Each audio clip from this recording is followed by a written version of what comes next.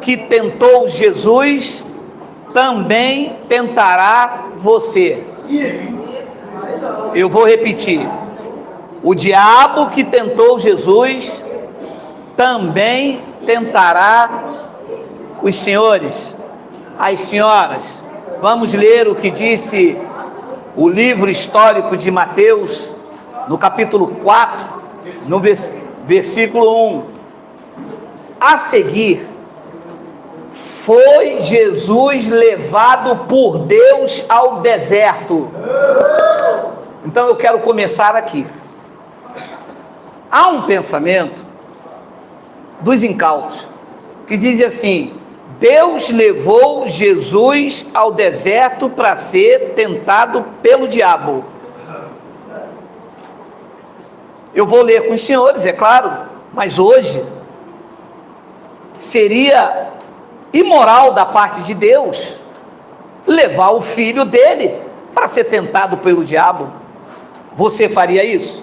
Você, se soubesse que numa escola o professor é pedófilo, você levaria sua filha de 6 anos para estudar lá, sabendo? Não, o que é? Eu vou tentar a minha filha. O professor lá é pedófilo, a minha filha com 6 anos vai com a roupinha de praia, e eu vou lá para tentar a minha filha, sabendo que ele é pedófilo, sabendo que ele vai estuprá-la. Você faria isso? Não, sinceridade, você faria isso? Como é que Deus faria isso se Deus é bom? Se Deus é autor de toda boa dádiva, não há sombra de mudança e nem variação, como é que Deus pegaria? Você vê que o sistema religioso, ele tem uma concepção que não cabe dentro da concepção dele. Se o diabo é o inimigo de Deus, como que Deus levaria o seu filho para ser tentado pelo inimigo dele? Isso é suicídio, cara. Isso só passa na mente dos crentes que não percebe que esse tipo de mensagem é exatamente para colocar medo e dominar os crentes dentro da igreja. Porque, como disse o Valnei, se você quer governar alguém, você coloca o medo, porque eu me submeto ao medo. Se coloca medo em mim, eu fico presa daquele local, daquela situação. Ali não diz, preste atenção, ali não diz que Deus levou Jesus ao deserto. Ali diz: Jesus foi levado pelo Espírito ao deserto. Agora preste atenção, no final aqui você vai entender. Esse Espírito aqui, ele está mal traduzido. Querem entender que foi o Espírito Santo. Bem, mas o Espírito Santo também não é Deus, como Deus, o Espírito Santo. Como é que um Espírito Santo vai me levar diante de um ser imundo? Ele já não deixaria de ser santo. Ele já estaria brincando comigo. Ora, se você é santo, como é que tu vai me levar? Aí deixa de ser Espírito Santo para ser o Espírito mau. Vai me levar para ser tentado por alguém que é inimigo de Deus? Então você não é o Espírito Santo. Esse Espírito aqui, na tradução, ele é um E minúsculo. Jesus foi levado pelo Espírito, com E minúsculo, pelo entendimento, para ser tentado pelo diabo. E aqui, é claro, a igreja, quando lê diabo ali, ele imagina, sabe o que? Um ser vermelho, com uma cauda enorme, com um tridente na mão. Esse tridente eles tiraram de Apolo, lá da Grécia, o deus pagão Apolo dos gregos, com um tridente na mão e 2 chifres. Olha lá, Jesus foi ao deserto para ser tentado pelo diabo. É claro que a igreja evangélica não vai ensinar com todos os seus cursos de teologia o que nós pregamos aqui. Esta palavra diabo, no grego, onde isso foi escrito, quer dizer diabolos. No hebraico, quer dizer Satanás, quer dizer opositor. As duas palavras têm o mesmo sentido. Diabo quer dizer tudo aquilo que se opõe a uma vontade divina. É um adjetivo. Dependendo do local em que essa palavra está escrita, ela pode ser a natureza terrena, uma ideia contrária, quando Pedro ouviu Jesus dizer que ele tinha que morrer e ressuscitar ao terceiro dia, Pedro disse: de maneira nenhuma isso aconteça contigo. Jesus disse: para trás de mim, Rachatã, Satanás, opositor, porque tu não cogita das coisas de Deus, mas das coisas dos homens. Pedro estava tentando colocar uma ideia contrária, não permitindo que a vontade de Deus prevalecesse, e sim as emoções contrárias de Pedro. Pedro não queria que o mestre morresse. Pedro disse: para trás de mim, com essa ideia, com essa vontade contrária à vontade divina. Tu não estás cogitando as coisas de Deus, mas as emoções dos homens. Pedro não tinha Satanás, Pedro era um apóstolo escolhido por ele. Então a palavra diabo, nesse contexto, era a natureza humana.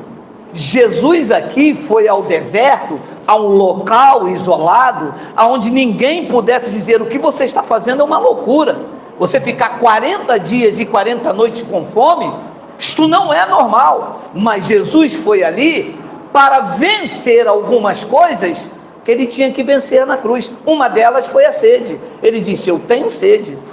Jesus foi ali para vencer o orgulho, vencer a vaidade e vencer a luxúria, que eram os desafios que a sua natureza carnal, numa fragilidade, iria apontar. Ora, ele ficou ali 40 dias e 40 noites, com fome e com sede. Em apenas 10 dias, um homem normal nessa condição, ele passa por uma névoa cerebral e confusão mental. O cérebro, composto em grande parte por água, entra em estado de desequilíbrio eletrolítico. Ele começa a ter uma confusão mental. Este era o diabo, a sua carne. Esta era a sua natureza em desequilíbrio, o tentando a não vencer a luxúria, o orgulho e a vaidade. Disse então no versículo de número 2, olha lá: e depois de jejuar 40 dias e 40 noites, ele teve fome. E olha, eu sei, é claro que os senhores sabem, eu falo isso apenas para despertar. É mais perigoso ter sede do que ter fome. Nosso cérebro é composto, na sua grande parte, de água, nosso sangue e o nosso corpo. Você aguenta até ficar sem comer por um grande período, mas ficar sem beber água, você sofre desidratação. E como disse, passa por uma névoa cerebral. Então, depois de 40 dias e 40 noites, o diabo então se manifestou. Ele teve fome, meu irmão, com fome.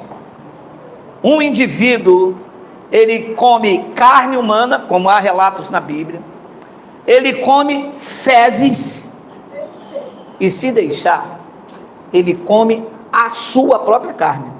Nós vimos um filme há um tempo atrás aí, que o avião se perdeu num local, fato verídico. Eles começaram a comer um ao outro. Sobrevivente do exame.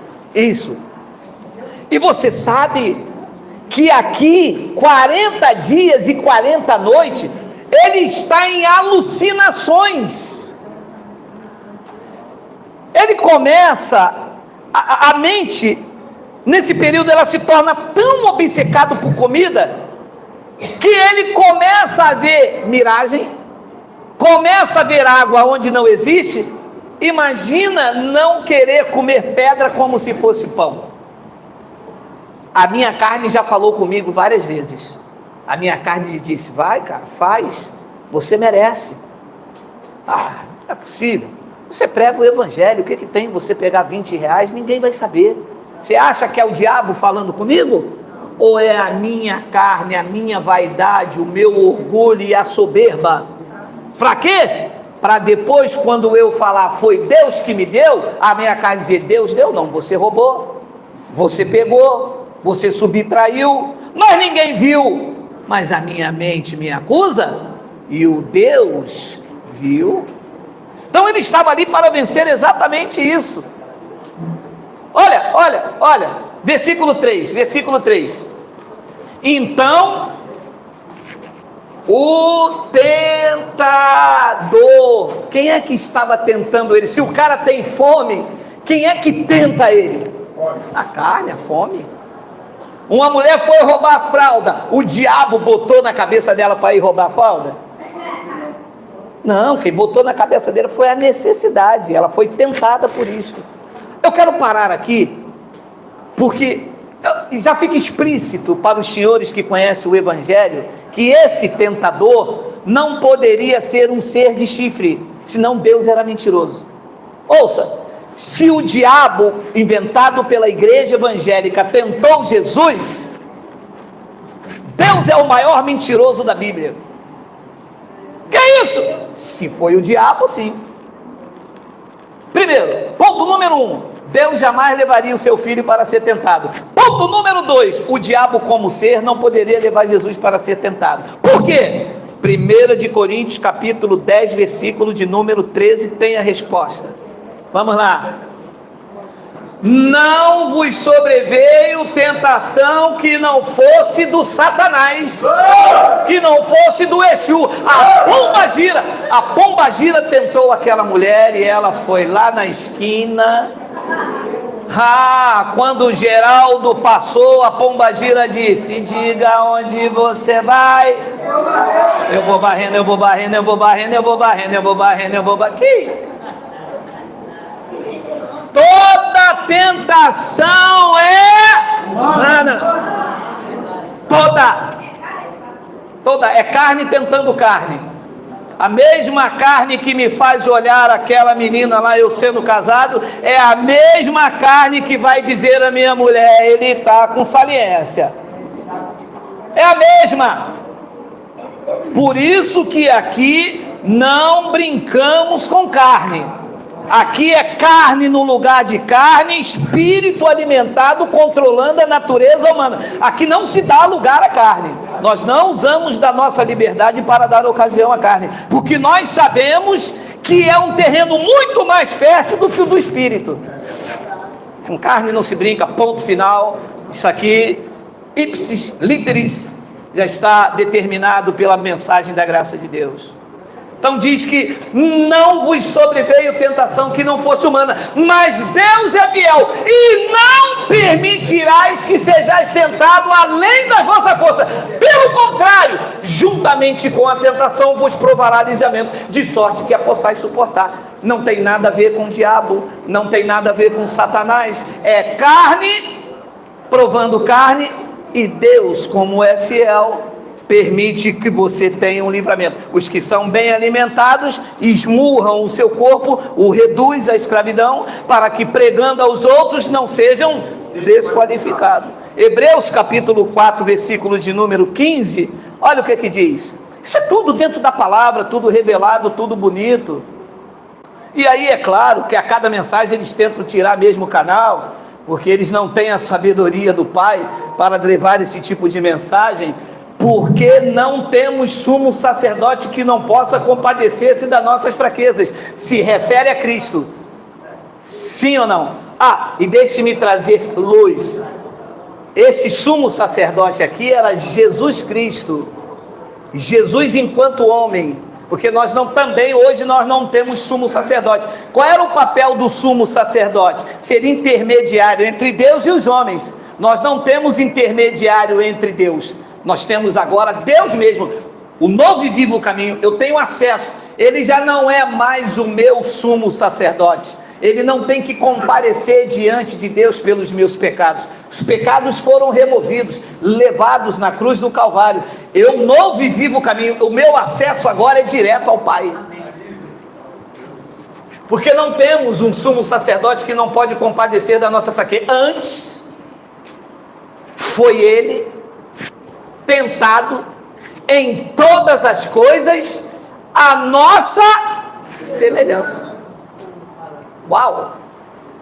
Então a tentação lá na cruz, lá no deserto, foi a nossa semelhança, a semelhança da carne. Antes foi ele tentado também no deserto. Em todas as coisas também se refere ao deserto. E foi tentado a nossa semelhança, mas sem pecado, sem transgredir a lei. Então a tentação de Jesus não tem nada a ver com Deus, não tem nada a ver com o ser inventado pela igreja, porque a tentação foi a nossa semelhança terrena. Tiago, capítulo de número 1, versículo de número 3, até o versículo 17. Olha aí. Pegou aí, não pegou? Clarinho, facinho, luz. Ninguém. Quem? Ninguém quer dizer quem? Se exclui Jesus. Não, ninguém quer dizer ninguém. Ninguém ao ser tentado diga: Deus levou Jesus para o deserto para ser tentado. Pode isso, Geraldo? Não pode, senão Deus é mentiroso. Essa palavra então tem que sair daí. Ninguém ao ser tentado diga: sou tentado por Deus. Por quê? Porque Deus não pode ser tentado pelo mal, porque ele só tentou a Jesus de Nazaré. Não. Ele a ninguém tenta. Se ele não tenta ninguém, não foi ele que levou Jesus para o deserto. Quando lá diz Jesus foi levado pelo Espírito, esse Espírito está com E maiúsculo, porque o tradutor da Bíblia, João Ferreira de Almeida, que não entendia nem de um evangelho, porque era um padre recém-convertido, não ia entender das grandezas da revelação da graça de Deus. Quando foi levado pelo Espírito, ele foi levado pelo entendimento que antes de consumir o sacrifício vicário, ele tinha que vencer o orgulho, a soberba, a vaidade, o orgulho, a vaidade e a luxúria, porque foi o que a carne tentou fazer com ele lá. Tu é mesmo filho de Deus? Transforma esse pão em pedra, tu está com fome. Não é assim no seu trabalho? Pô, estou ganhando mal aqui, cara, eu vou fazer isso, eu vou fazer aquilo. Pô, minha mulher está assim, meu marido está assim. Transforma esses pães em pedras. Essas pedras em pães, quantas vezes a minha carne, o tentador, esse diabolos, quis fazer eu transformar as pedras do meu caminho, que deveria ser resolvido com diálogo, transformar através do orgulho e da soberba. Depois o tentador diz a ele: olha, tu és mesmo filho de Deus? Pula daqui de cima, porque aos anjos dará ordem ao teu respeito. Isto é orgulho. Depois a vaidade, a carne, um dos pecados capitais que eles gostam de falar na católica, disse assim: olha, tudo isso eu te darei se prostrado tu me adorares. O reino deste mundo pertence ao diabo? Não. Outra pergunta também que eu sei que choca, mas eu falo: o reino desse mundo pertence a Deus? Não. Se este reino pertencesse a Deus, estaríamos num reino injusto? Não. O reino de Deus não é comida e nem bebida, mas é paz, é alegria, é gozo, e este reino é vivido quando nós conhecemos esses mistérios revelados. Estes são o reino dos homens. Jesus, diante de Pilatos, disse isso. Ora, se este reino fosse meu, o Pai enviaria agora 12 legiões de anjos e destruiria tudo. Logo, o meu reino não é daqui. O reino são dos homens. Os homens são os governantes desse reino. Nós estamos aqui debaixo de um governo. Dentro de nós há um outro governo, o governo de Cristo, aonde ele, como Ashon, o grande soberano do mundo espiritual, nos governa com toda a sabedoria. Então a vaidade estava lá, a luxúria estava lá, o orgulho estava lá, e ele os venceu. Venceu porque ele foi levado num entendimento que antes de cumprir o sacrifício vicário, ele tinha que vencer aquilo ali. Então a igreja não entende esses mistérios. Ninguém ao ser tentado diga: eu sou tentado por Deus, porque Deus não pode ser tentado pelo mal, e ele mesmo a ninguém tenta. Versículo de número 14, temos aí: ao contrário, cada um é tentado pelo Satanás. Não, Satanás é um nome pesado, Geraldo, usa mais devagar, usa um Zezinho Pilintra, não tem um Zé Pilintra aí, alguém assim, um caboclo, um Zé Malandro, um Zé Caipira, um coisa ruim, Zé Lafaia, olha, fui eu não, hein, Zé Lafaia? Não foi eu não, hein, Zé Lafaia? Ao contrário, cada um é tentado pela sua própria cobiça, quando esta o atrai, fica com fome. Você faz o seguinte, você fica... Bem, se eu ficar um dia com fome, já altero o meu estado de humor, meu irmão. Não me deixa com fome, não. Também não me dá aquilo que você mata o velho. Mas é a cobiça.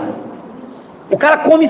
Meu irmão, é impressionante como a fome e a sede mexem. Como a desidratação.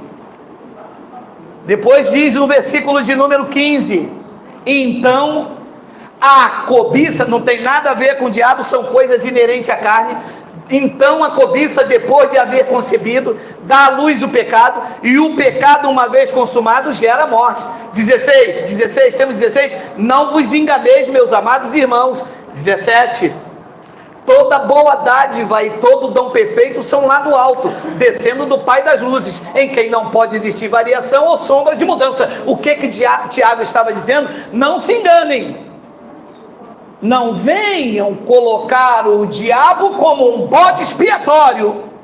Não foi Deus. Deus me permitiu trair a minha mulher. Não vos enganeis.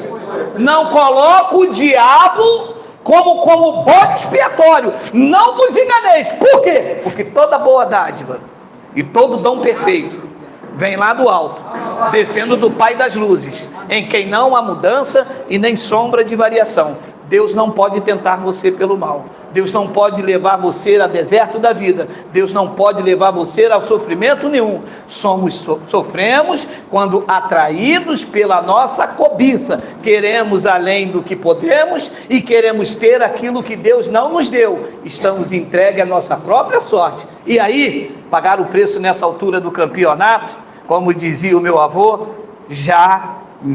Muito obrigado aí pela atenção.